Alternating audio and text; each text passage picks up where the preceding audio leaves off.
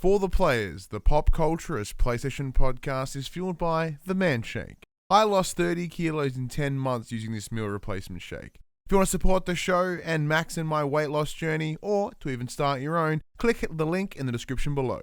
The Man Shake. Real blokes, real results. For the players.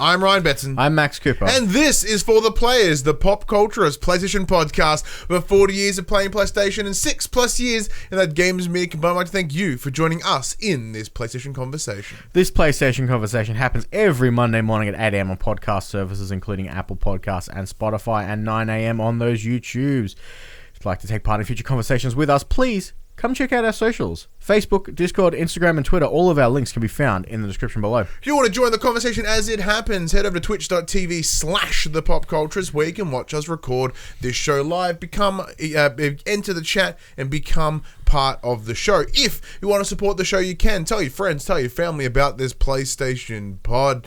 If you're on the podcast service, be sure to give us a 5-star rating and a written review. Or if you are on the YouTube, be sure to like, subscribe, ring that bell, and leave a comment below. I endeavor to answer every single comment. And if you want to support us financially, you can. Patreon.com/thepopculturist, where you can buy, and as a merchandise store, of course, shop, where you can buy shirts and other assorted shit with our logos on it. Man, having it one day early last week has really thrown me out. It feels like we haven't been here in ages. Well, I mean, it has been ages, because we recorded Friday last time. It's now Sunday afternoon this time. Yeah. It's been a while. It has been a while. But it's been good to be back. It's good to... And the first time back in the studio for a it's couple been like of weeks 3 as well. weeks since I've been back in studio. Bring that bad boy over here. So get it there. It's There we been go. it's been good. That's good.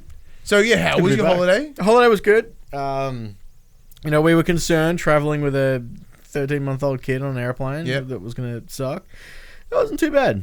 That's good. Kind of just chilled, watched her stuff on the iPad, and I did like the photo you sent me of her waking up on the back end. She's like, ooh, like all like stone. Yeah, so because we flew out, we caught it was like our flight was at like 8 o'clock at night. Yeah, and we landed at like just after 11. She slept for the back 45 minutes, so she's up and dancing and doing all the whatever. Kids do. We were lucky enough to have a spare seat in our row, so I moved over. She got to sit between me and Ellie. And she was, putting her arms through the seats, trying to steal food from the people behind us, and she was playing with the hair of all the girls sitting in front of us, and then it's just lucky that your kid's adorable. And then I made a jackass of myself because I'm like, oh, here, Hadley, have some water, and I flicked the top of her bottle open and it just exploded water all over the girls in front of us. I'm just like, yeah, I'm really sorry. They're all wearing grey t-shirts. They're just drenched. I'm wearing a grey t-shirt. I'm drenched. I'm just like, well, this is going to suck. At least everyone had wet shirts going on. I'm just like, this is going to suck. That's a positive. But yeah, it was fun. And then obviously, seeing my parents up in Kansas has been great. We got to see some of Ellie's family. And it was just nice to get away for a little while. That's good. Yeah. That's very good. What about you? How was your week? My week was fine. I didn't go anywhere. I didn't do anything cool. I just stayed here pretty much. Fair enough. Yeah, no, it's been a pretty chill week for me. Not a whole lot went down. Yeah, no, that's about it. Yeah, cool. And yeah, really kind of dud week. But one thing before we dive too deep in the show, what we've been playing on that sort of stuff. This episode is 195. Oh shit! We are 5 episodes away from the miraculous, the astounding 200. It is crazy to think that we've done 200 episodes. Well, I've done 200 episodes. You've done, I don't know, like 50, 60 something. You've done a fair few. But that's crazy. Absolutely crazy. Yeah. What do we do for 200? So we're just gonna get all of the old guests to come in and do cameo spots? Yeah, it's like one of those reunion episodes of like a sitcom. Like we'll get Padge in here. Buddy did a show. I'll pull Josh out of the archives. That's about it, really. Oh, Jono did a show. Who else has done a show? Dave did it. Dave did one once. Oh, just invite everyone, like a big Zoom call, and it'll be horrible. Oh god, not Zoom. It's too many people. Not Zoom. But yeah, so what do you want to do? I don't know. Because, like, you know, like friends of the show, Dylan and Ash over at the Explosion Network and their PlayStation podcast, Platinum Explosion, they just hit 200 episodes as well. So congratulations to them. They got ahead of us just by a number of weeks. It's one of those things, like, we happen to release our shows in the same window of time, but if Josh and I weren't so particular about launching, and we did like 3 or 4 unaired pilots, so that was like a month behind we put ourselves, we would be near exactly the same. To a live show. Well, that's what I was about to say. They did a live show for their 200th. We do one literally every week. Yeah. So any sort of specialness we can do, Except for last week when we were just like... yeah, last was pre-recorded. But like, we what can we do to make the 200 special?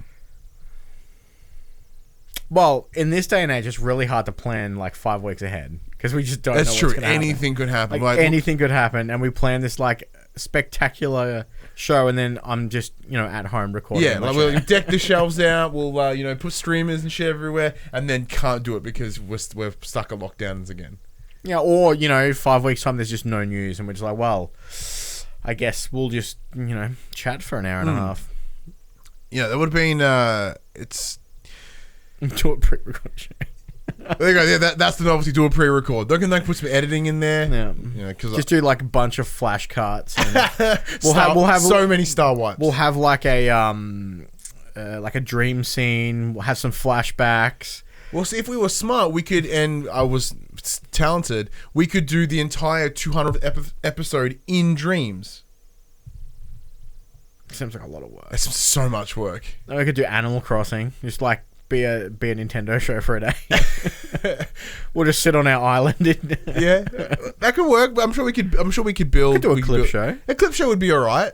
I just one of those like everyone thinks back and reminisces about like the things we've done. Like for you, it's obviously shortened. Well, we could do one of those really shitty countdown videos, and then when it reaches 0, nothing happens. The stream just ends. Yeah, and everyone just watches for like 40 minutes, and nothing happens. Just do like the top 10 best for the players moments.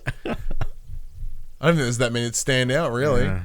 I don't have time to go back over them and like check it all out. We'll do the. What if we make we'll put a counter on screen for how many times Ryan leaves randomly in the middle of a show to go blow his nose or like take a piss smash his toe on the table on the way out, or that's like 10 fucking moments in itself. Sits under the table because his ass is sore, or well, the time I had weird shingles or whatever and I couldn't do anything. How many times my kid breaks in? A montage of kid breaking in. Yeah. That actually. What if we just did our own like state of play? Our own state of play. Yeah. We need to temper expectations already. Well, yeah. Otherwise, people will get mad that they didn't get what they wanted to get. Well, people have low expectations of state of play as it is, but like we could go and shoot our own pretend garbage trailers. Like we've got 5 weeks, we can make something happen. Like we'll try to remake Returnal, but in like a backyard. And do Crash Bandicoot. Just paint you orange. Oh yeah, cool. No worries. I'll take that bullet. Asshole. One thing I was thinking about doing as well, because like in terms of one thing people does with like 200 or any sort of momentous is like giveaways and stuff. I'm not even sure what I could do. Like I could reach out to Manshake because you and I've been doing that, and we're powered by the Manshake. So I could do that, but like it's not really like the ultimate giveaway, is it? No, it's hard to this. Buddies, it goes, the state of play will be 1 hour long and feature no new announcements. That's very accurate, because in the same way that I started this year, it was like, hey, here's our state of the address, right? What do we have planned for 2020, 2021? Exactly the same as 2020. We're going to keep doing it. Although I think there's going to be a big announcement today. So really? Yeah. Don't you have something to share with the folks? No. Yeah, Do I? Something about our, yearly competition. Oh, yeah. Fuck. Well, we'll get to that shortly. Damn it. Our victory is going to be sweet this year. It's going to suck so hard. Anyways, that's enough. Let's dive. Speaking of the Manshake, though, let's dive into our weekly Get Less Fat update. So, for those who don't know, in 2020, I lost over 30 kilos using a product called the Manshake, which is a meal replacement shake. Max has started his weight loss journey this year using the exact same product. I am an ambassador for said product, and for that reason, we are here for the players. We are powered by the Manshake for our journey. How's it going for you this way? How'd it go with the break? Did you be able to get some? Well, I took my shaker with me and then didn't get any. Oh. I'm the worst. So back into gear tomorrow morning. Okay. Did you have a good week off though? Yeah, it was good. Like I didn't go crazy. You know, didn't drink any alcohol. Had proper home cooked meals every night. Like I was fine. I didn't splurge. So hopefully. But you were on holiday. The holidays are holidays. Hopefully the damage wasn't done. Hopefully the damage wasn't too bad. But I was swimming every day and you know. So hopefully I've just chilled. Hopefully I just chilled last week. That's good. Because I honestly don't know. I haven't weighed myself since. Well, because the same thing. I had a chill day yesterday. I was just fucking rooted. I don't know whether I'd pushed myself too far, like because I've been like gymming pretty consecutively for like a month now, and it just sort of I was like, have I hit my like fucking limit? Because yesterday, like on Friday, I wanted to die. I went to the gym and I ran for like 7 minutes, and then went, oh, I don't think I can do that. So I tried to lift up something, and I went, oh, no, I can't do it. Just went home. And then Saturday I was like, I'd need a rest day. So I had a proper rest day, and that's a rest day including off the diet and just fucking chilled. I think I moved like 1,000 steps on Saturday. It was fantastic. I had some hot cross buns, I had some Pringles, and then I had a really lovely steak dinner, so that was kind of within the rules. But I sat on the couch and I watched Ant-Man. And then, what? Get fucked. Ant-Man's really good. I don't like Paul Rudd. How do you not? Are you like the only person that doesn't like Paul Rudd? I had this massive argument last night with one of my friends because I'm like, because we got onto Falco and Winterlad, and I just could not give two shits about Falcon. Like, I don't care. Like, I just don't care.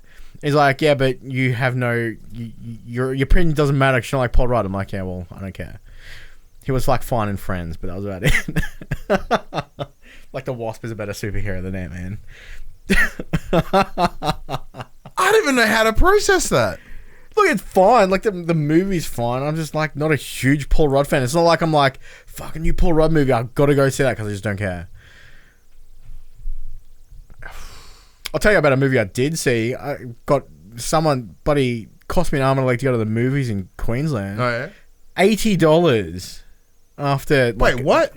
$20 tickets. Yeah. Went and saw Boss Level. Great. Loved it. That was awesome. Was it worth $80? No. I mean, time away was worth $80. It's worth the kid at home with the grandparents. I'm like, see up.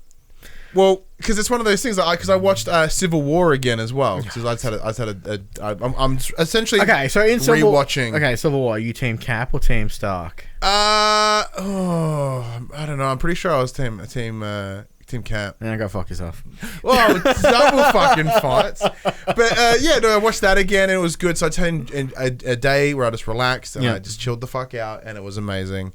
And yeah, because I said I tweeted about it yesterday, like rewatching.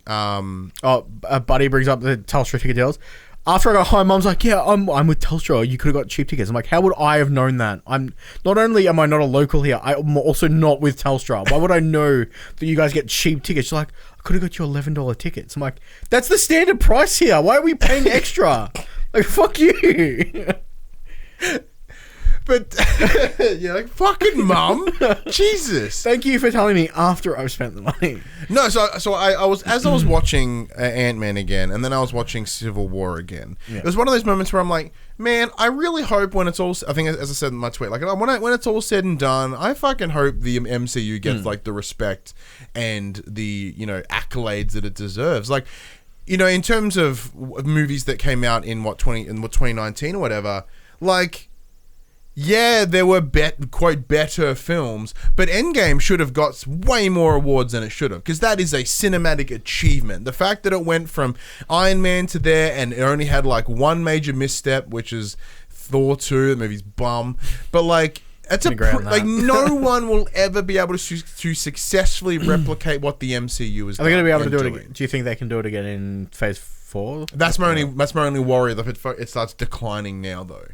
They've hit their peak. Yeah, well, because like Thanos is the big build, and then it's like, oh shit, well, what do we do now?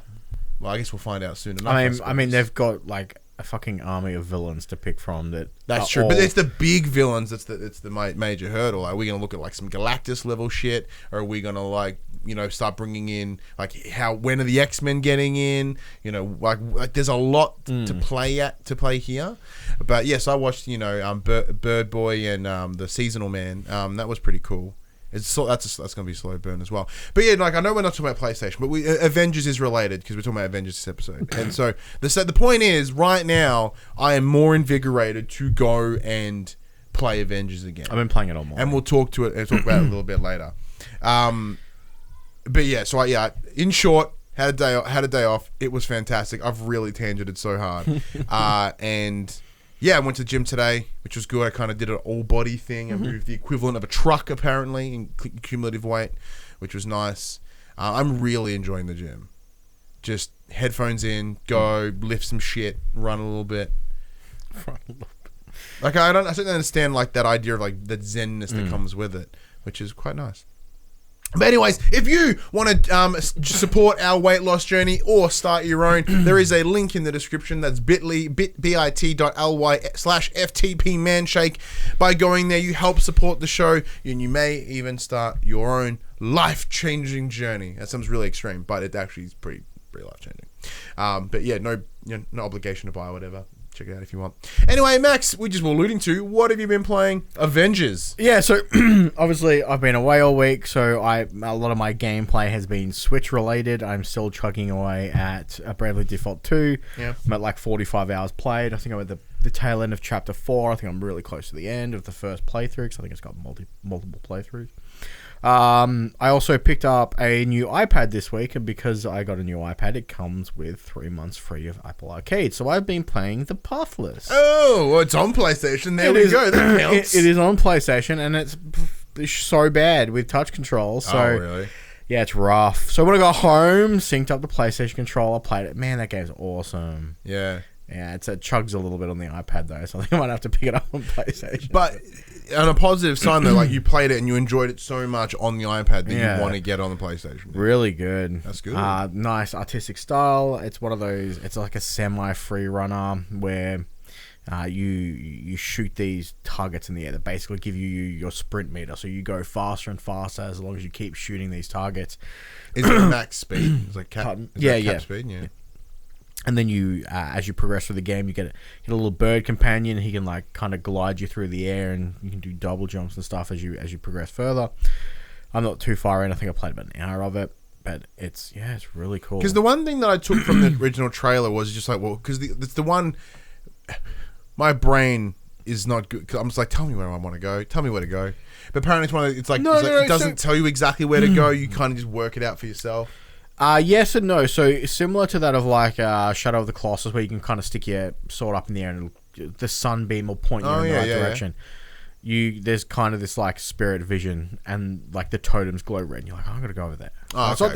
It's not like completely open, and you got to go. It's not like funneling you in one direction. It kind of does a little bit, yeah. Okay, that's cool.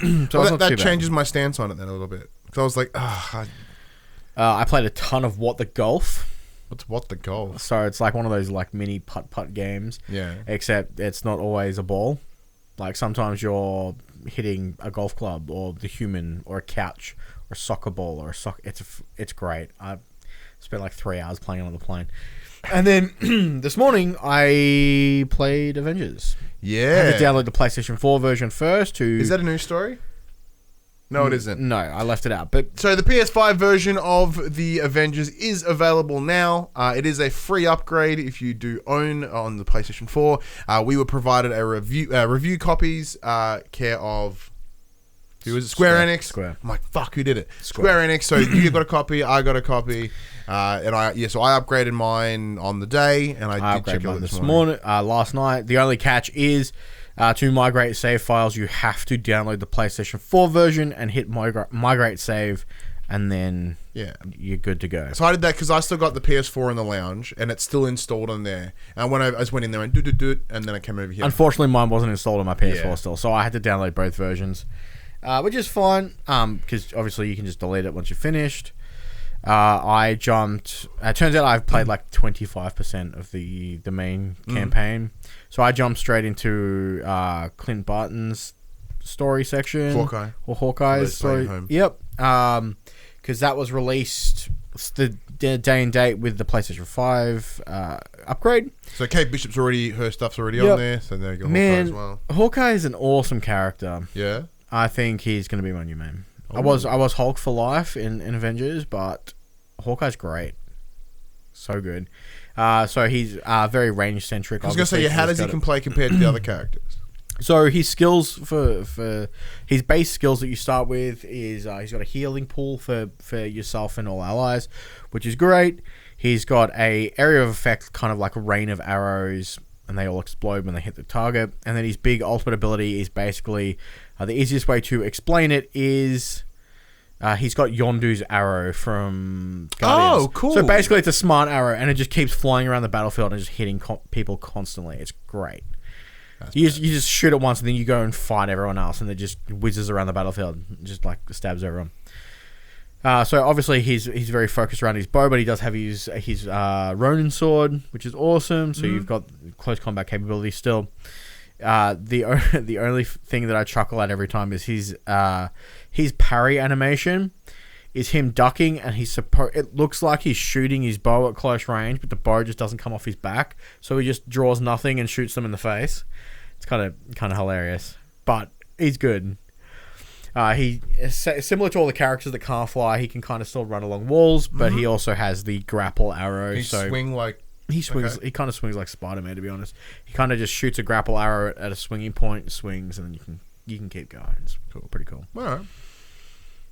So I myself, I jumped in it this morning as well, because you're like, hey, I'm checking it out. I'm like, oh shit, I probably should jump into it then, because I did do another bit of a flush install of games onto my console again this week, as I do. Deleted some, reinstalled some others. I like that freshness inspires me to play games again, which is cool. So I jumped in it this morning. I would jump into the campaign. So I was doing some stuff as Iron Man, which was cool. And it's a really good character to pick at the look at the PS5 version. So I went with the higher performance option. It's also after the frames rather than the resolution, because one of the biggest hurdles that I had with the game previously was that it kind of ran a little bit like Byte. So to give it a bit more grunt was fine, because I imagine it would still look pretty good just on the grunt. So one of the first things I noticed is just how light reflects off Iron Man and his suit. It looks fantastic. Like, I'm not saying the game is instantly better or it is saved, but I did notice a distinct increase, and I was like, oh shit, that looks really cool. And I noticed a smoother performance as well, and that really helped in sort of that in those combating encounters. You also no longer have the time to go and make lunch in the loading screens. Yeah, which is true. Like, the load screens have reduced, which is even better again. Am I going to see myself, this game is repaired and it's fixed and it's better? No. I even in like the half an hour that I played, a lot of that repetition kind of snuck back in real fast. Just go to area and punch robots. I'm like, okay, but I'm open to giving out these new characters a bell, especially like Hawkeye. That sounds really mad. It still doesn't have that reinvigoration, but you can. What I tend to find is even a shitty game can be a little bit better if it just runs better. Yeah, of course. And like, because you're not just mad at the game, you're mad at how it's running as well. So in this way, I'm kind of like, oh, okay, well, I can take that a little bit because it plays really well. Yeah.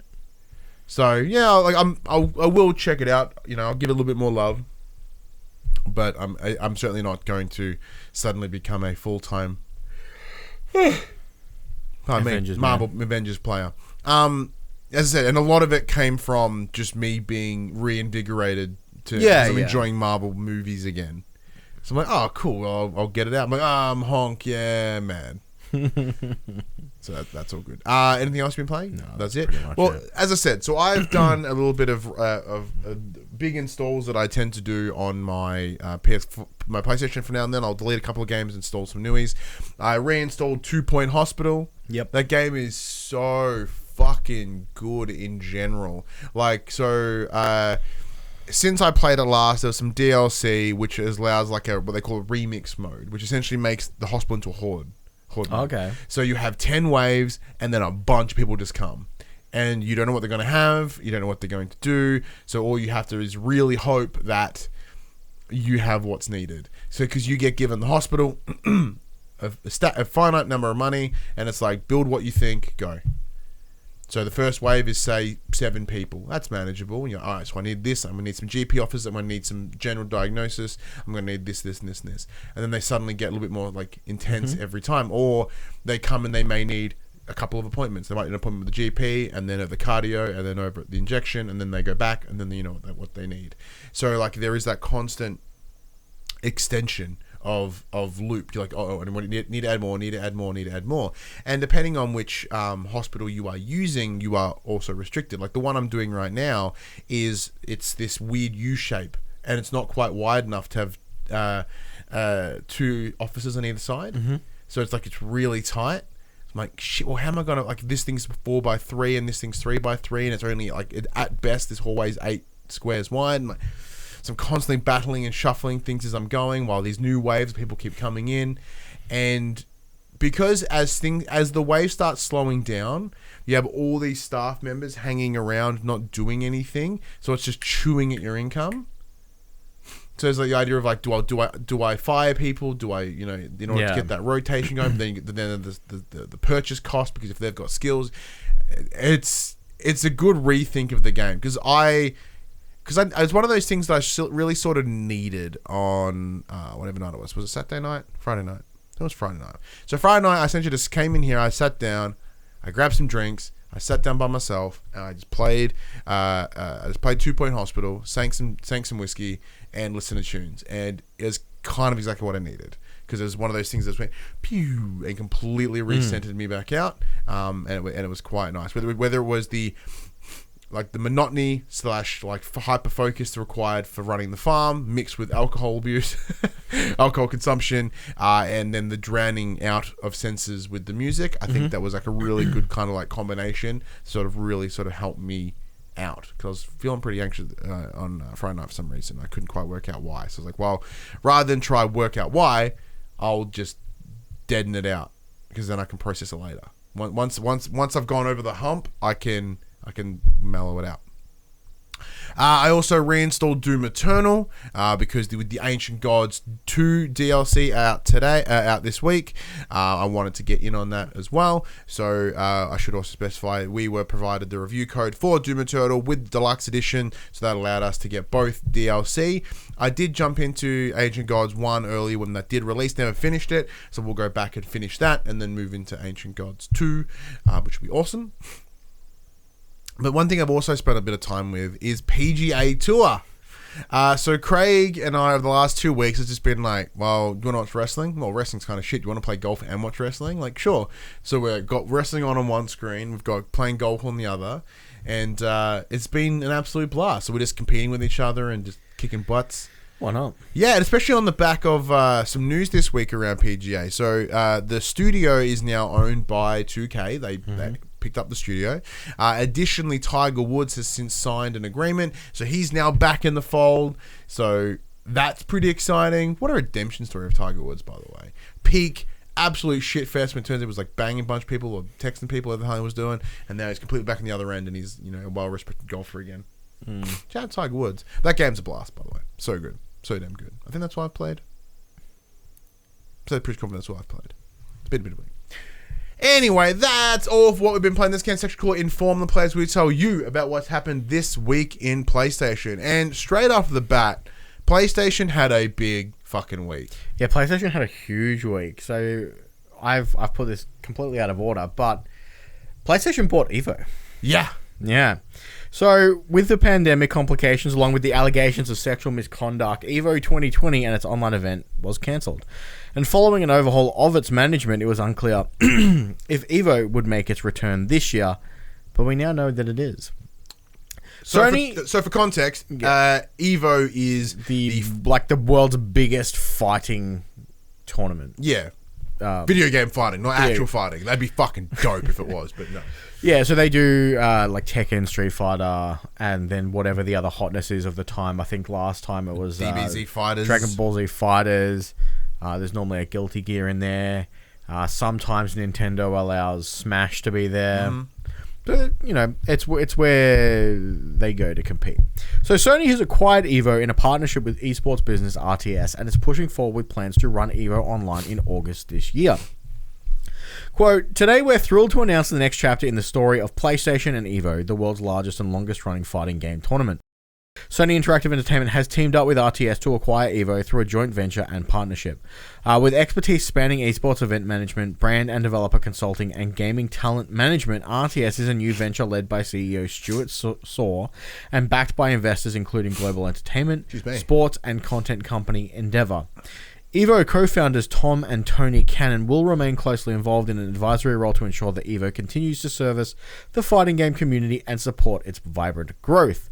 So EVO Online will begin on the 6th of August, running until the 8th of August. It will then take a week-long break and resume on the 13th of August and finishing up on the 15th. Guilty Gear Strive, Tekken 7, Street Fighter 5, and Mortal Kombat 11 will all have tournaments at the event. The PlayStation official press release concludes with, quote, for PlayStation, today's announcement marks an exciting step in our journey to foster the growth of the fighting game community and esports and support competitive gamers widely on our consoles. Fighting games are hugely popular on PlayStation consoles, with gamers logging more than 1.1 billion gameplay hours in 2020 alone. We're committed to breaking down the barriers for gamers to compete at all levels and providing a best-in-class global platform for them to showcase their skills and their passions. I think this is awesome. Yeah.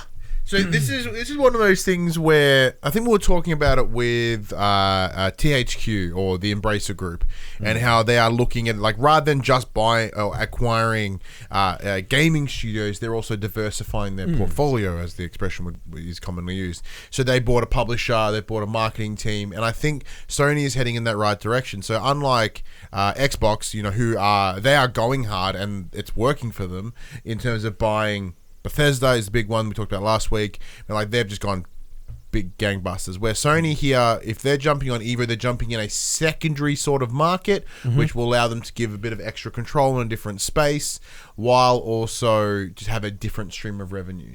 Because EVO is still incredibly popular. Like, fighting games are, even though I personally don't get them, they are incredibly popular. They're fantastic to watch. EVO is one of the things that I watch every year. Yeah. Just the amount of skill shown at the event is fantastic. And I think having Sony being a partner now to put it on, much like when they won the rights to the Call of Duty tournaments, when PlayStation was running those, I think this is just another thing to put them out there and put them in front. Because now they're going to be playing these games on PlayStation consoles. I'm pretty confident that it's kind of gone that way. Like, there was, as in, even before this acquisition, they were using PlayStations consistently for the longest window of time. Like, I don't. Why do I remember that? But it's a couple of years ago, it'd been like, everyone plays on PlayStation. Like, I don't know why the reasoning is, but that was the case. So, in terms of just doubling down on a place that you already have a point of power in, sick. Yeah. I don't think it's going to be a drastic change. I think it's in the same way that Sony invested in the Unreal Engine or with Epic. Like, this is something that's more focused about back end. Yeah. Like, rather than directly facing something. They're not going to start suddenly making a bunch of fighting games or anything. I mean, this is just investing money in something in order to get a bit more out of it later. Speaking of investing money into something, it was about 3 weeks ago, where they announced, Sony announced that the PlayStation VR 2 is coming. It's on its way, and one thing they did discuss was new controllers. Good news, Max. They've shown them off. This week, they got it. So early this week, Sony did reveal the new set of next-gen PSVR controllers. It will be an orb shape similar to those of the VR devices, like the HTC Vive. And I want to say doesn't the Rift have this very similar? I think they refer to them as knuckles. They've got the knuckle controllers. The ones are kind of. So the idea is it kind of wraps around your hand a little bit. So it's got this kind of like external thing. They say to be quote, well balanced and comfortable to hold in your hands, end quote. But they would say that because they're selling it. Each controller will have an analog stick, yes, and the device will also have adaptive triggers, haptic feedback, and finger touch detection. Quote, the controller can detect your fingers without any pressing in the areas where you place your thumb, index, or middle fingers. This enables you to make more natural gestures with your hands during gameplay. End quote. The controllers will be tracked by the headset itself rather than a camera placed next to your TV, and the new controls appear to feature every single button present on a PS5 pad except for the touchpad and a D-pad. Over on the PlayStation blog, Senior Vice President of Platform Planning and Management, Hideki Nishino, said this is all designed to make a huge leap for gaming in VR. Quote, "We are thrilled with the controller we've developed, but what matters now is how game creators will take advantage of the features to design the next generation of VR experiences. Prototypes of our new VR controller will be in the hands of the development community soon, and we can't wait to see what ideas they come up with and how the controller helps bring their imagination to life." This, Max, is exactly what the PSVR needs. This is straight up perfect. Something as simple as 2 analog sticks. That is already 2 thumbs up, or 2 thumbs on D-pads, on thumbsticks, sorry. It's perfect. Because one of the biggest hurdles that the Move controllers had was that you had to like do that weird like arc position jumping sort of movement, which if you didn't want to vomit, point to point teleporting. Point to point. There you go. But I mean, the biggest hurdle that the PSVR has is the old tech of the Move near ones. 15-year-old tech. Because they're PS3 controllers. Yeah, literally. So, knowing that they're working on new controllers, which is what's basically hamstringing them at the moment, is fantastic news. Yeah. It's absolutely brilliant news, and like the addition of the adaptive triggers, which we kind of speculated when they announced it was coming, as well as the haptic feedback as well. I think the biggest thing is that it's going to be tracked by the headset itself. And so does that mean we're going to be semi-wireless? Does that mean we're not going to need a camera anymore? See, well, that's the thing. I think they're going with that one cable, and they ain't kidding. Like when they say there is one cable, that sounds like that's what it means. So there's no cameras, there's no extra USB, presumably there's no breakout box. Like, I think they are 100% doubling down on the idea of this one cable approach. And because I think so there's been debate about whether wireless is better than wired. I think with one cable, it's fine. Yeah. Because like that improves latency, that improves the potential of the high quality of the experience, and with this controller alone, that it means that there is a potential for a lot of the VR games that are available on Quest or Steam or wherever the other places that you can play them, where they couldn't translate easily to the PS5 or PlayStation VR due to the poor controllers. Yeah. So this just opens up the potential scope for it. So let alone any new stuff that is coming, this means that we're going to get older stuff, which is kind of not as exciting for those that are big VR enthusiasts, but for many who are just kind of... Man, if this means that Half-Life Alyx comes to PSVR... It ain't happening, but I love the idea of it. Love the idea of it. Well, I'm just excited. As long as one day, with touch, if I can one day get fucking VR Rock Band, make it happen.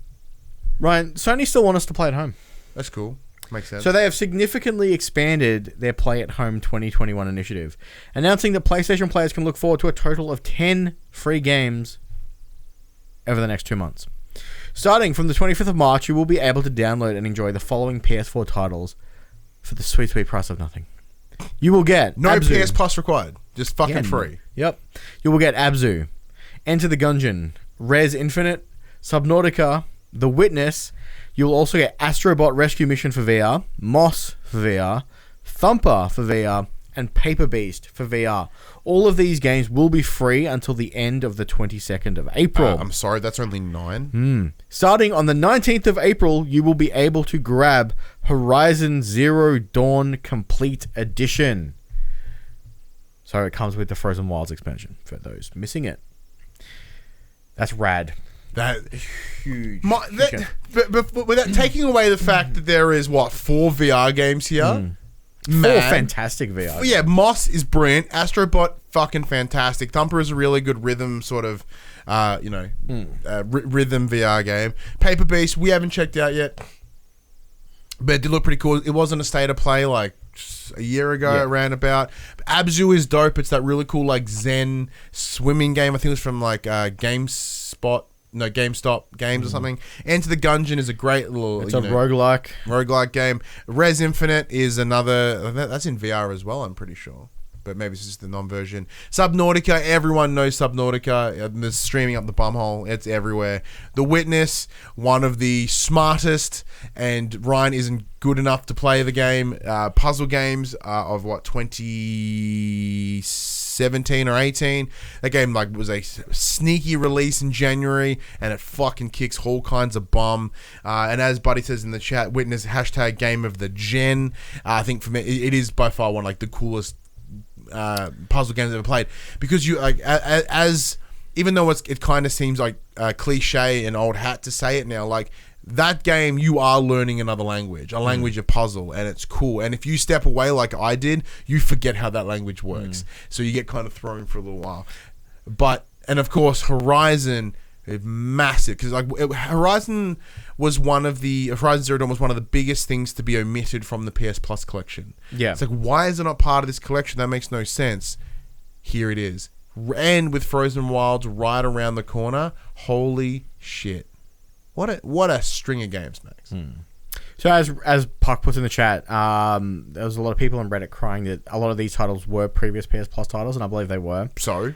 I mean, it's good that anyone who missed them can now grab them for free. Free games you should never play. Paper Beast has not. No. Astrobot has not. The Witness has. Abzu hasn't, I don't think. I think Subnautica has. Moss and Thumper I don't think have been either, because I don't have them. Abzu has. Yeah, Abzu has. Puck confirms. Because I bought Moss, and I don't think I own Thumper. In terms of I don't own Abzu. I'm pretty sure I own Gungeon. I don't think I own Rez. I certainly don't own Subnautica. So for me personally, and I've had PS Plus for 8 years. Not all of these are old to me. Are you one of those people that claim your game every month? Because I totally forget all the time. No, I'll go in there and do it straight away. I forget all the time. Actually, I think I do own Subnautica. I take that back. Yeah, Thumper has been in specific markets, says Puck. So for those who don't know, Reverend Puck is one of our Twitch chat individuals. He is essentially our records keeper. He keeps us honest. We much appreciate having him around. He comes in and just goes, bam, here's a bunch of the facts. Speaking of facts, we're going to have a difficult conversation right now, Max. I think you're going to have a difficult conversation. I am going to have a difficult conversation. I'm going to thoroughly enjoy this conversation. So, for those that don't know, in the first episode of this year, we had a fantasy draft where both Max and I each selected 8 games each, 16 games in total, as recommended by the community over at facebook.com/group/popculturists, where we had a draft, right? And the idea being that we would each have teams of 8, and those depending on the Metacritic scores, we would see who won and who would lose. So I won last year, but both you and I were affected by one delayed game. One delayed game each last year. It is now March, and I claim 2 because I picked Cyberpunk like a dummy. It's now March, and I am battling 2 delayed games, as it was announced this week that Gotham Knights has been delayed. So Gotham Knights was first revealed in August of last year, and since then it has been moved. It's been rarely seen, rarely heard. And it was said that it would release on PS4 and PS5 later in 2021. However, developer Warner Brothers Games Montreal wants to give the game some more time, as they always do, saying, quote, to deliver the best possible experience to players, end quote, lane. Taking to Twitter, they release a graphic stating, in the good JPEGs that they all do, Gotham Knights will now launch worldwide in 2022. So, even though that, I'm bummed mostly because of my draft. Yeah, so this is the second Warner Brothers game in your draft that's been delayed. Because the first one being Hogwarts Legacy, and you have a questionable God of War on your list as well. See, yeah, so the discussion point from this is we're not going to talk about the game because there's not much. That's it. Not much has been seen, not much has been heard, but we know that it's now delayed into the next year. So the discussion here is, Max, I am now potentially going to be 3 games short at the end of this year, and we did expect this with post-pandemic. Now, if all 5 of your games are bangers, your average could still be higher than mine with a full 8. It could. It certainly could. But if we have a look at... Let's have a look at... See, I may have got a little bit cocky with my picks. It's the only thing I can think of. But let's have a look here, right? So this is... We'll go with you first. Okay. Hitman 3, released. I think it did pretty well. Yeah, I think it did alright. Far Cry 6 is looking to release this year. So you're coming through. Returnal literally has a date. It's out in less than a month. You're winning. It Takes Two is out in about a week. Yeah, it comes out in like 5 days. You're looking great. Persona 5 Strikers is already out. Well loved. Regardless of the well loved part, it's already out. Nier Replicant, I think that got dated. I think it did get dated. And it's looking pretty good. Hood Outlaws and Legends is out like next month. And then Mass Effect Legendary, which does have a date for later in the year. So you are doing near perfect in your picks. Here are mine. Horizon Zero Dawn, Forbidden West, currently presumed 2020. Presumed. 2021. It's coming. Resi Village, which we know is coming out in a month and a bit. Ratchet and Clank has a date, which is cool, definitely coming. Deathloop is coming, definitely. Gotham Knights, delayed. Hogwarts Legacy, delayed. Dark Pictures, House of Ashes, questionable.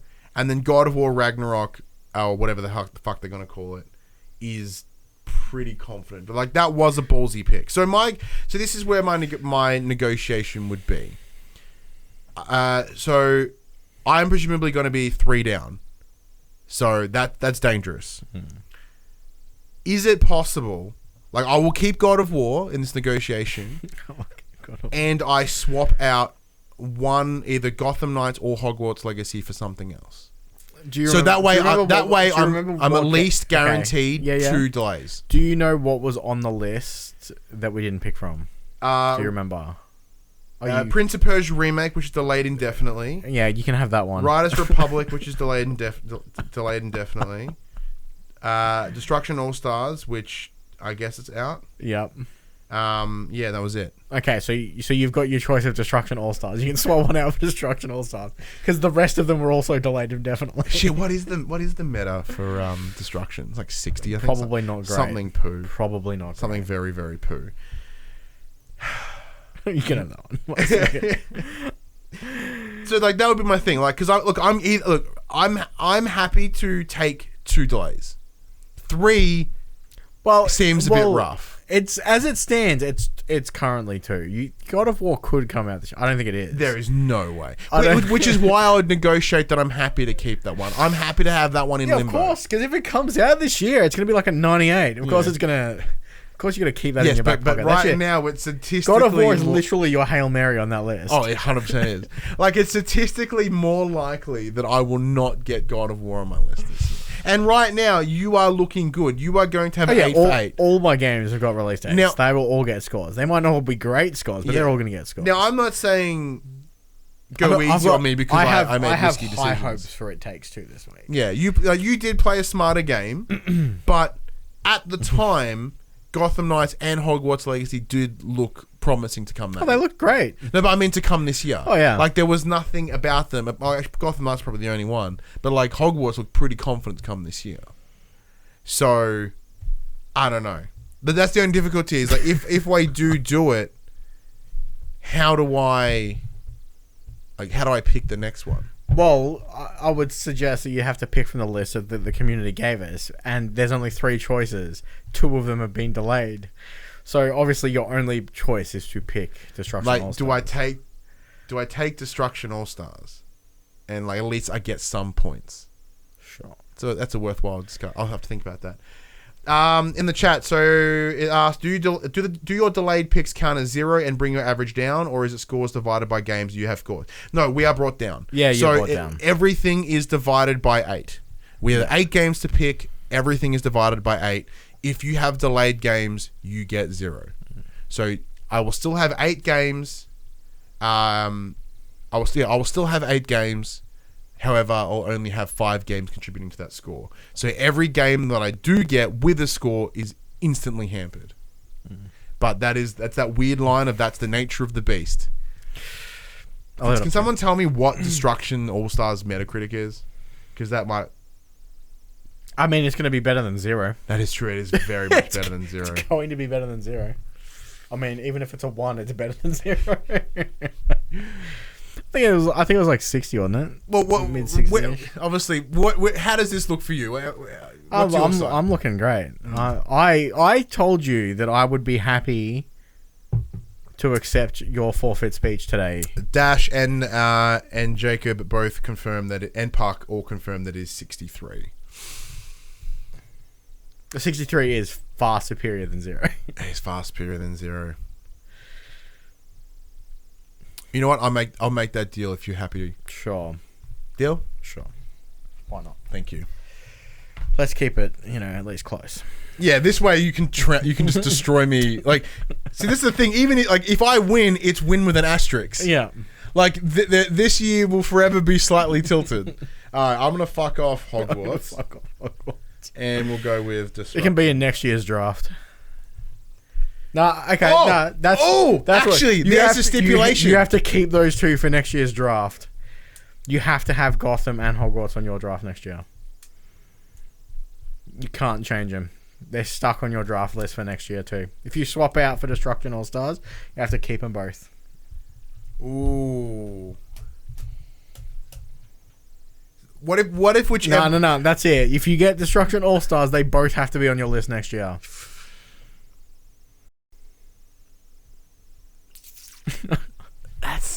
That's fucking fucked. But how much? That means I get 2 free picks next year.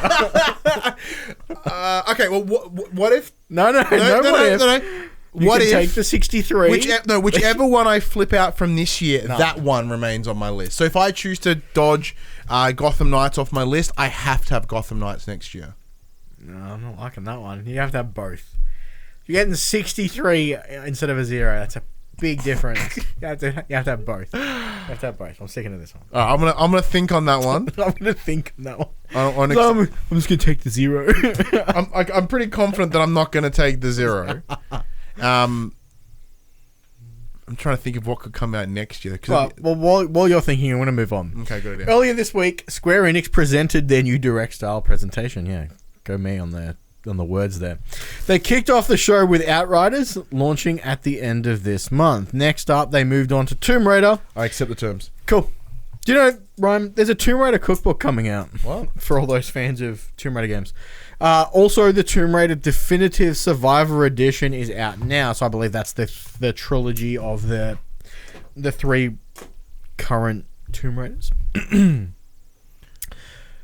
Hitman Sniper Assassins is the new mobile game in the Hitman verse. Yep, that sounded cool. Black Panther will be coming to the Avengers later this year. So they showed off a nice little roadmap for what's happening in the Avengers. Mm-hmm.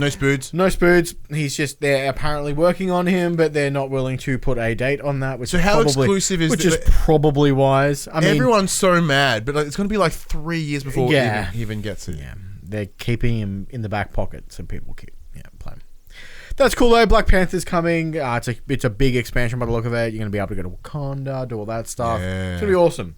They released a new trailer for Balan World, which I still don't know what that game is. So whatever. Life is Strange True Colors will be releasing September 10th on PlayStation 5 and PlayStation 4, and it will not be episodic. Ooh.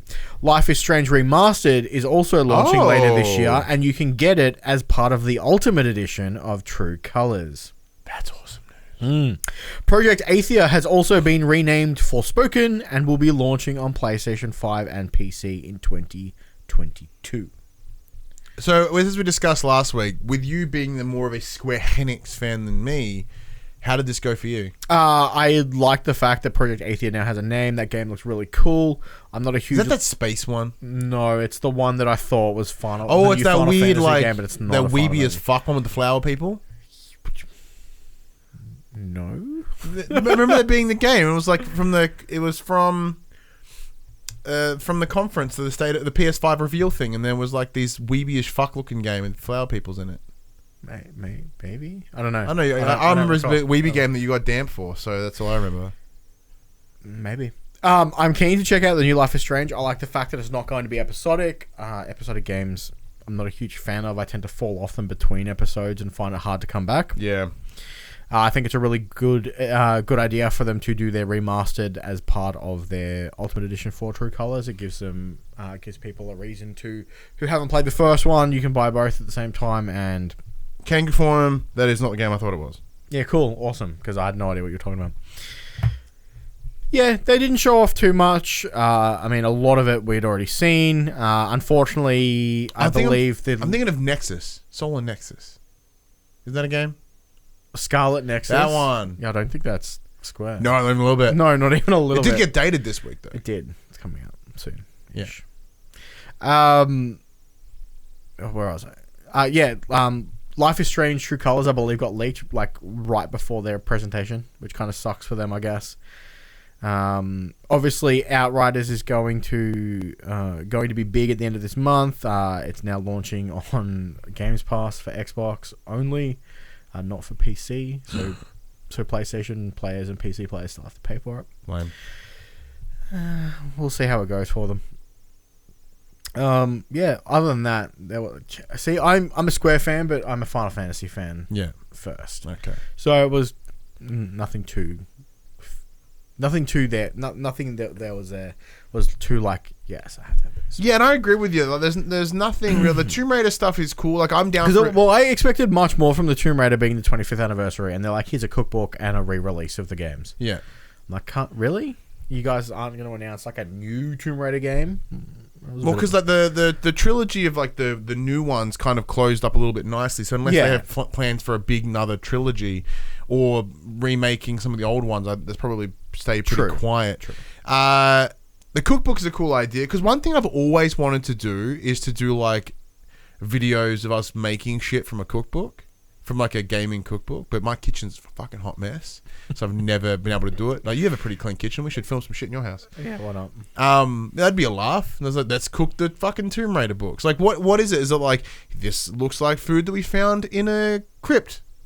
I don't know, because like, or is it a lot of the stuff, it's like you like cook wilderness? And rabbit. Yeah. And I don't need a cookbook to do that. That's true. And I'm curious, because I know there was a Fallout one. There's a weird WWE cookbook somewhere. I know Game of Thrones did one. Pour on a spin. Game of Thrones did one. I think there's a World of Warcraft one. Yeah, it'd be a blast. I would love to do some stuff like that. We just go in there and find a couple of recipes, and then we just... Because are you a pretty good cook? I'm alright. I'm shit house. This could be a laugh. Okay, cool. Life is Strange is cool. As I said, like I've said before, episodic games don't do it for me. I tried to play Life is Strange, and I spent the whole time going, ugh, nah. But I don't mind episodic games if they've all been released and I can just bang them out one after the other. Yeah. Like, I do fall off games hard if there's a big break, and I do find it really hard to come back. Yeah. Like, it's one of the reasons why I never finished Telltale's Walking Dead. Yeah. Like, and additionally, like, it does look a bit shit. Because like I remember when I played, there was like a weird motion blur to it. Well, I was like, ugh. So if there is a remastered version of it, that may sway me. I believe the remastered edition also has full facial mocap now. Ooh, so it should look pretty. See, I'm suddenly already invested. That sounds stacks more better. Yeah. Like, because apparently the whole story with Life is Strange obviously is a great thing about sort of mental health and stuff like that, which is a big plus for me. That's something I'd love to check out. But it's just when I tried to play it, I just couldn't. Something about it, I just like, ugh. Yeah. And it bummed me out. You know what bummed me out? What? This next news story. Oh, fucking Australia does it again. Disco Elysium, the final cut, which was due to launch at the end of this month. However, it will not be here in Australia. The Australian Classification Board has refused to provide the game with an official rating. Therefore, a PS5 and a PS4 version will not be launching as additionally planned. According to the rating refusal is the following explanation. According to the rating refusal board, this is the reason why it has been canned. Quote, the computer game is classified, RC, refuse classification, as computer games that, quote, depict, express, or otherwise deal with the matters of sex, drug misuse, or addiction, crime, cruelty, violence, or revolting or abhorrent phenomena in such a way that they offend against the standards of morality, decency, and propriety generally accepted by reasonable adults to the extent that they should not be classified. Now, that reason is not a specific reason. That is the general description of why a game would be refused classification. Yeah, they have not come out from recollection, especially stating. So, an example was Outlast got banned due to sexualized violence You know what I mean? Like, and there's always like when the R18 was created years ago, they did update what was refused classification, and at the time there were and even to this day they were very strict. It was like sexual violence, a big no. Drug use that creates a positive reinforcement, big no. Any types of drug use that like gave the character a buff or was, which is why Fallout 3 was originally rejected, because I think STEM X was just called Speed or fucking something. That was very clearly named. I think after that's why Disco Elysium has been canned. I think the drug use is very heavy on your detective work. Yeah. And it kind of does glorify the use of drugs, so I think that's why. But it's odd because you can buy the standard version of Disco Elysium in Australia. Yeah, so I don't know why. I'm not sure what they've changed. Yeah, so in the chat, Buddy goes, game industry is so behind in Australia with this, still treated like a juvenile pastime. I think that is a bit of an over-exaggeration. I think that the rules are very clearly defined, and at no point of those rules have been altered. Now, should they be altered? Fuck yeah, they should be. But the reasons that they provide are very clear. It's not that they don't just ban them because. Yeah. Those reasons are very clearly stipulated. Like, well, for instance, you brought up the Fallout 3 thing. All they did was change the name of the thing you're using. Yeah. They're still clearly using a drug to gain benefits. Like, it's not hard to work around this specification if they want to do that. Of course, if they want to meet that. Now, of course, we live in the 2021. We can get this game any way we so choose. There are other ways to get it, but that there is that discussion. It's like, should they have to alter it? Should they have to do this and that? And I guess, well, yeah, but the classification board does need a revamp. It does need to be re-updated. But it's one of those things, like when the rules were clearly positive reinforcement for drug use, like that's a tough one to argue against. But also there are tons of movies that glorify drug use. Why is that different? A big hunk of the music industry are all about songs that glorify real life drug use. So there are some things in there, like sexual violence. I completely agree with. If your game has sexual violence, probably rethink that in general, right? Like, but drug use, I think drug use is probably something that probably skirt that line a bit. You know? Yeah. Like there's a lot in there that thankfully prevents games that we shouldn't have or that shouldn't be created. I know it's a lot thing to say. Like, we're talking about those sort of like those Japanese games, like the big rape heavy games. Yeah. They have no time being here in Australia, and without these guidelines, they would be, and that's a big thing. So it is, as Dash says in the chat, the classification system is flawed. It is 100% flawed. And because it's that weird line, it's a long-term debate. Like, when you start adding restrictions to, quote, art, like who can see it, then it's a whole there's a whole other conversation. But they are spot on in the idea that there is a clear difference in how a video game is treated compared to how a movie is treated, compared to how a book or music is treated. They are all forms of entertainment, some more interactive than others, but that is not a reason for it to be treated so substantially different. And they don't treat it as art. It's tough. It's very, very tough. But I'm just either going to try get a review code, or I'm going to buy it through the US store. Problem solved. Like, because I want to play it. I really want to play it too. It's a fantastic. Like, RPG. It's just like I'm just not a big PC player, so like I don't see myself sitting here behind this desk playing a game on my computer. It just doesn't happen. Yeah. But I could sit behind this desk and play on PS5. Let's not me about sitting here at a desk. I don't know. It's a weird one. But let us know what you think, because this is obviously a big point of contention. Let us know what you think of Disco Elysium and it being refused. Do you have anything to add? No, not really. I think we've covered it. Like, we've spoken about this. It's fucked. The answer is it's fucked. I mean, at the end of the day, they are, like, for Australian classification, this has been the way it has been for years, and developers know that.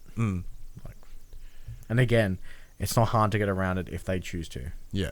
So, It could release in a couple of months' time when they just change the name. Yeah, it's one of those things. Like once we get a definite, a confirmed, this is why it was banned, then we can go. Okay, well that's reasonable. If they're like, there's this big gang rape scene, I'm like, okay, that's fair. Can you cut that scene out? But you know, it's that weird line of like even South Park, as we know, was refused classification in the past, because you get to control the probing of Randy, which by definition is sexual assault. Yeah. So like, there is that line there, and it's fair. It's a tough one. But yeah, as a last final thoughts, films and music get more of a pass than games. Games are ostracized because the board believes the market is centralized towards children. And this is on a complete side discussion again. So one of the things I did at PAX before VR came out, I had a discussion with them. Because they always have a booth at PAX for some reason. They have a representative. I remember going to them and asking them, like, hey, so what's your plan for VR games? Like, what do you mean? I'm like, well, if you guys refuse, the way you approach them, the way you classify these games is all about interactivity.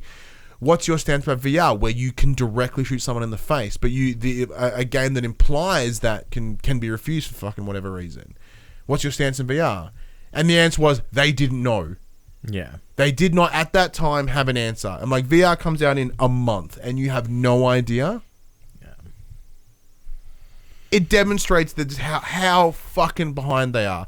Now, in terms of like, I did ask them like, who is on the board? I don't want names. I'm like, what is the shared demographic on the board? And the answer is like, yeah, they pick people from varied demographics and backgrounds, whatever. But obviously, presumably, that sways older, right? Any sort of representation, it sways older. As we are an aging population, it will sway older. And it's one of those things, as you know, it's just like any sort of future political endeavor. Once the old fuckers leave, the new people come in, and presumably some of that change happens. Yeah. But it isn't an instantaneous thing. And as I said, right now, we're in a place where we can just go to the US PSN and buy it, and it solves the problem. Like, even this idea of regioning games is fucking dumb. Lastly, we have some quick bits, Ryan. Yeah. Let's skip the first six. We covered them already. Assassin's Creed Valhalla DLC Wrath of the Druids April release has been confirmed. Oh, I did also mention that, in terms of like Marvel specifically, because you got that here. Oh, yeah. On the PS4 Pro, some load times, which were over a minute, are now 4 seconds on the PS5. Fucking win. Yeah. We didn't mention that earlier. No. That is such a substantial difference. Returnal has asynchronous online features similar to that of Dark Souls. Dope. So you'll be able to see like other people's dead body. You'll be able to interact with it, and you'll be able to see their last moments of life, how they died. Cool. So like, oh, I probably shouldn't do that. Yeah. So you can, like, similar to Dark Souls, you can see their red phantom and how they got murdered. Oh, I reinstalled Bloodborne. That was one of the games I reinstalled. Nice. Doom Eternal: The Ancient Gods Part 2 is now live, and Stadia exclusive Super Bomberman R is coming to PlayStation 4 very soon. My fucking exclusive. And Techland has revealed that Dying Light 2 is currently planned for a release at some point this year, as confirmed as a part of a very questionable video update. That they See, this is released fascinating. So, I was told some information 2 months ago, about Dying Light 2, and it's planned for it at the time. It was planned for later this year, so that's very cool that that's still happening. Yeah. It was really weird to have that information, because that's the first time I've ever had information that's like, I can't repeat this. And even now I'm like, all right, cool. Yeah, that's in lines with what I was told. Yep. And that's mad, because I know you're I'm fucking keen for this game. Last week they released DLC for Dying Light 1. Just do this. Why?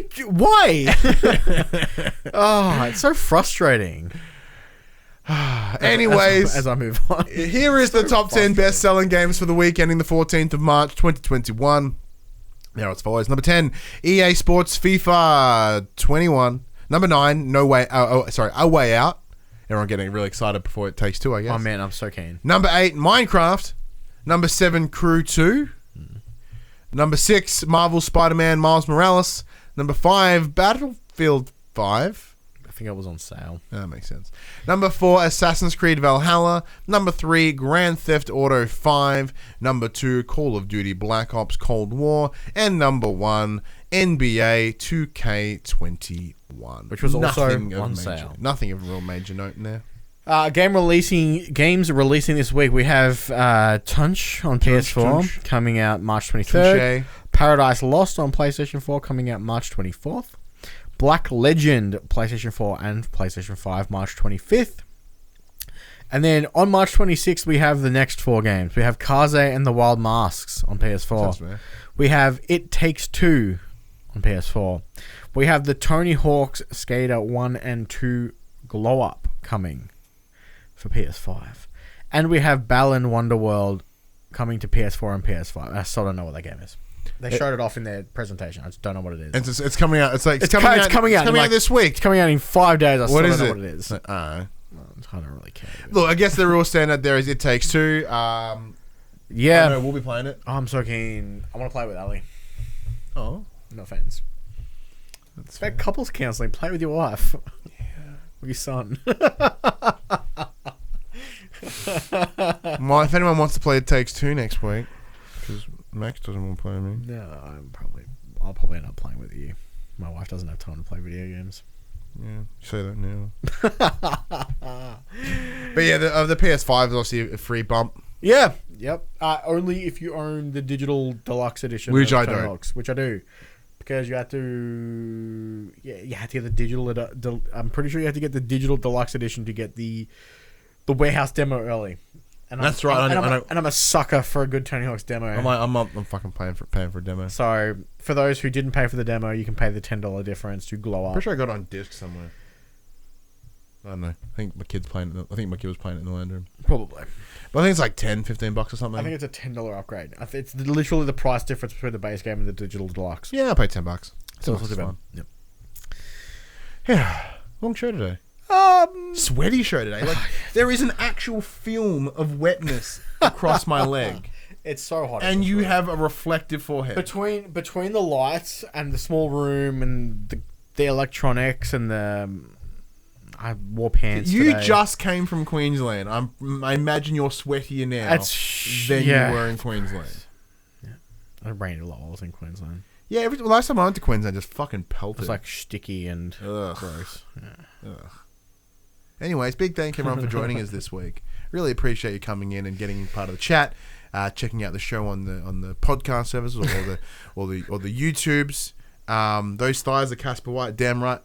Look at that white balance. I've completely fucked with the camera. But anyways, look, I just want to say, as look, we are approaching our 200th episode, and it's awesome.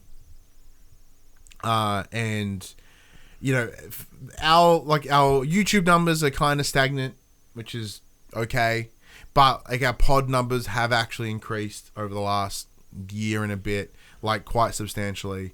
And yeah, I just want to thank everyone that does download it and checks it out and supports us, because like, you know, our top 10 best download episodes are ones that Max and I have done, and you know, in the last like couple of months, like it is literally on a good incline. That PS5 came out at a nice time for us. Yeah, so it's been really, really cool. So big thank you to everyone. And if you guys have any ideas what we should do for 200, that'd be cool, because I'd love to do something fantastic. I just don't know what. But yeah, easy done. Big thank you once again, everyone. Buddy wants an impromptu calf flex. Yeah, man, I got fucking jack calves these days. I don't know what's going on with that. Any excuse to be like, hey, look at me getting fucking thin. I have to, as I said, I have to do it because to me it makes it real. If I can throw it out to the universe, that's what makes it real. swole calf. Yeah. Easy done. So fucking damn. Ugh. Yeah. Anyways, ladies and gentlemen, this PlayStation conversation happens every Monday morning at 8 a.m. on podcast services, including Apple Podcasts and Spotify, and 9 a.m. on those YouTubes. If you'd like to take part in future conversations with us, please come check out our socials. Facebook, Twitter, Instagram, Discord. All of our links can be found in the description below. If you want to join us as the conversation happens, head over to twitch.tv/thepopcultures, where you can watch us record this show live, where you can become part of the chat and become part of the show. Or you can even do what Dash did, and he became a resubscriber using his Twitch Prime for his second month. Big thank you for the support there, Sick of Dash. seeing those pre-roll ads. Yeah, it was about time. All he complains about those ads, and then they're finally gone now. But yeah, if you too want to support the show, you can tell your friends, tell your family about this PlayStation Pod. If you're on the podcast service, be sure to give us a 5-star rating and a written review, or if you're on the YouTube. Like, subscribe, leave a comment below. I endeavor to answer every single comment. And additionally, if you want to support us financially, you can at patreon.com/popculturist, as well as our merchandise store, popculturist.com/shop, where you can buy shirts and other assorted shit with our logos on it. But until next week, I'm Ryan Betson. I'm Max Cooper. And that was For the Players.